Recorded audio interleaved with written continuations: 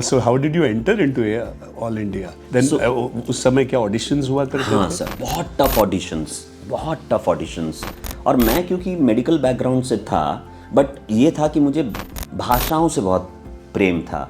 हिंदी भाषा और हिंदी भाषा की डेप्थ में जाना, मराठी भाषा, गुजराती भाषा, इन भाषाओं को मैं बहुत पसंद करता हूँ। ये मतलब बहुत बड़ी क्वालिटी है जो जिस पे मैं उसका जिक्र करने ही वाला था। आपकी भाषाओं पे जो कमांड है ना, और फ्लुएंटली, मतलब वो आजकल के जो जॉकीज हैं जो भाषा सुन के मतलब ऐसा लगता है I understand your pain sir।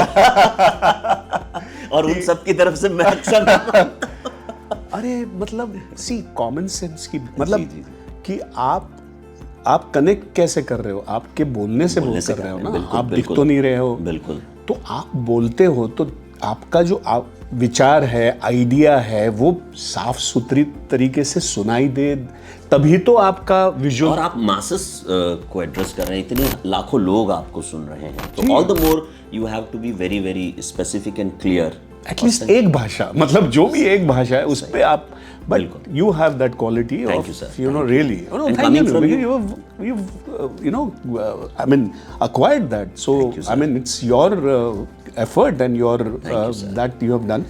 But ये कैसे, मतलब दिलचस्पी थी अलग अलग भाषाओं में? बहुत दिलचस्पी थी। घर पे जो अखबार आता है वो गुजराती में आता था। मैं born and brought up Maharashtra में हूँ, तो मराठी तो ऑब्वियसली मैं सालों से मराठी गाने कह लीजिए, मराठी फिल्में कह लीजिए, मराठी सीरियल्स कह लीजिए, सब कुछ इन्वाइव है। मेरी मदर टंग मारवाड़ी है। ओह या बिल्कुल नहीं मालूम मुझे तो लगता था आपको मराठी। आज इस पॉडकास्ट से ये खुलासा कर रहा हूँ मैं, कारण असं अनेक लोकांना वाटतं सर कि my mother tongue is Marathi, but मेरी मदर टंग मारवाड़ी है, लेकिन मैं प्राउडली कहता हूँ कि मैं मराठी ही हूँ। मैं this is my 4th generation in Maharashtra. Okay, so I am very proud of it. और इस वजह से मराठी भाषा पे थोड़ा सा प्रभुत्व मिल गया। त्यात सुद्धा ड्यूरिंग माय रेडिओ करियर एक फेज ऐसा था जब मैं 4 साल पुणे रह कर आया। अब मुंबई की मराठी और पुणे की मराठी का फर्क आता, तो जो कसर थी वो पुणे में पूरी हो गई। अच्छा। क्योंकि अगर पुणे में आप थोड़ा भी 19-20 बोलते हैं तो आपको तुरंत ठीक कर दिया जाता है कि तुम्ही हे बोलताना इथे। नो बट आपको मैं ये बोल रहा हूँ, तो आजकल पुणे की भी जॉकी इनको बोलना पड़ेगा, भाई तुम पुणे से हो, मराठी तो ठीक से बोलो। नहीं, कोई भी भाषा for that matter, Marathi, Hindi, कोई भी भाषा। मैं एज अ रेडियो जॉकी हमेशा, मैं अगर कुछ आने वाली पीढ़ी को सिखा भी रहा हूँ, बच्चों को सिखाता हूँ जिससे, तो उनको मैं कहता हूँ जितना आप सही बोल सकते हैं उतना बोलिए। आपको अगर नहीं आता तो आप सीखिए और फिर बोलिए।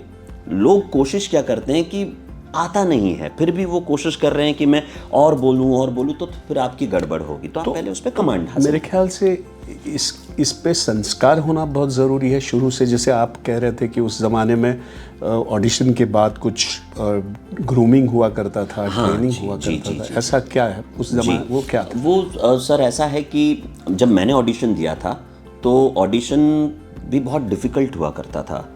आपको कुछ टंग ट्विस्टर सेंटेंसेस दिए जाते थे, और फिर जैसे मैंने हिंदी रेडियो जॉकी के लिए ऑडिशन दिया था, वैसे मराठी भाषा के लिए भी ऑडिशन होता है, इंग्लिश रेडियो जॉकी के लिए भी अलग से ऑडिशन होता है। ये नहीं कि आप अगर एक ऑडिशन दे रहे तो you can speak any language, नहीं। ऑल इंडिया रेडियो में ऐसा था कि हिंदी के लिए अलग, मराठी के लिए अलग, इंग्लिश के लिए अलग, गुजराती के लिए अलग।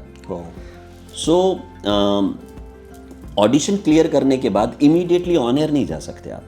आपको पहले रिकॉर्डिंग करनी है, अपने शोज़ बनाने हैं, उसको अप्रूव किया जाएगा, उसमें अगर कोई सुधार है तो वो, और इसमें सर वक्त लगता था 1 महीना, 1.5 महीना, कभी कभी 2 महीने, तब आप ऑन एयर जा सकते हैं। ये मेरे वक्त की बात है। उसके बाद ऑल इंडिया रेडियो में शायद एक कोई सर्टिफिकेट कोर्स भी शुरू किया गया था, और आप ऑडिशन क्लियर करने के बाद उस कोर्स को भी पूरा कीजिए और उसके बाद आप ऑन एयर जा सकते हैं। तो इस तरह के फिल्टर्स थे, तभी आप जाकर ऑन एयर कर सकते हैं।